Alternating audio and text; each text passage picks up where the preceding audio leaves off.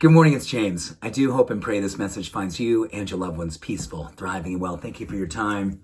Thank you for your energy. I appreciate you for showing up the way that you do each and every day. And this message is for you. If any time in your life you said, oh my gosh, where did my motivation go?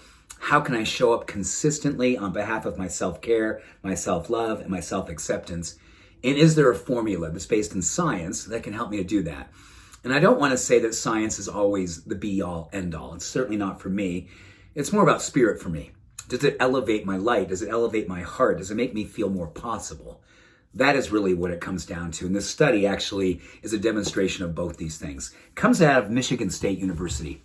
And then what they were trying to understand is there a most powerful way of all the ways that will help us to consistently motivate ourselves to take impeccable care of ourselves?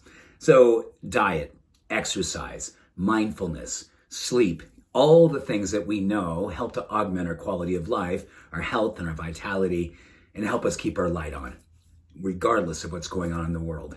So the beauty is they did this study to find out what really does motivate us when it comes to self-care.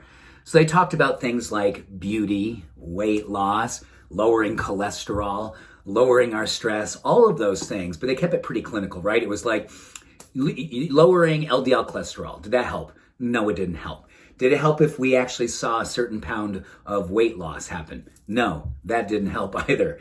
And what they really got down to is that they went through all these things that are often, and yes, they should be, because all the things that we do to take care of ourselves absolutely impact our overall health, our longevity, our well-being.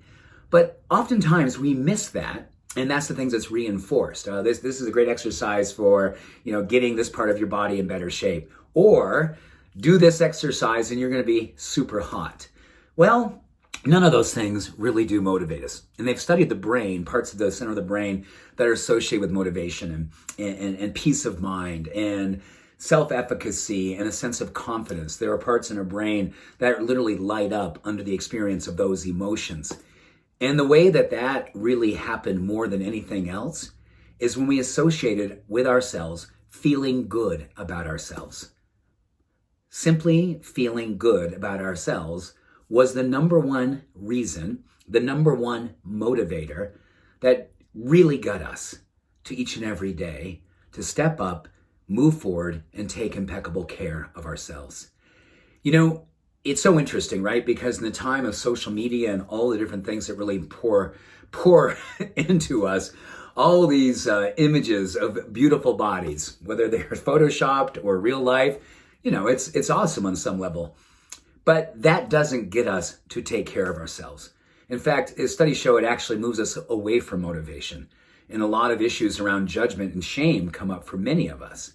But if we simply get ourselves in our own heart space, and we simply ask ourselves, how do I feel when I move? How do I feel when I put good food in my body? How do I feel when I take time out just to breathe, connect, and allow myself to be present? Well, I do believe all of us will say, I just feel good. I feel better about myself. I feel like my life is a demonstration of my heart's knowing. Well, that's what the research said too. When we do these things under the influence of wanting, desiring, and absolutely moving towards feeling good, there's a chance, a very strong likelihood, that we will consistently show up each and every day to show what it is to have that experience of feeling good for ourselves. The side effects, sure, may lower our cholesterol, may drop some weight, may help us to look younger. All those things can be wonderful side effects, but they are not the primary driver.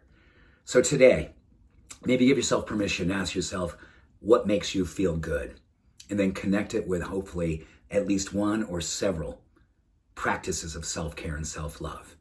And know when you do that, the consistency and the motivation to show up each and every day with your heart open wide for you will be there. What a beautiful study.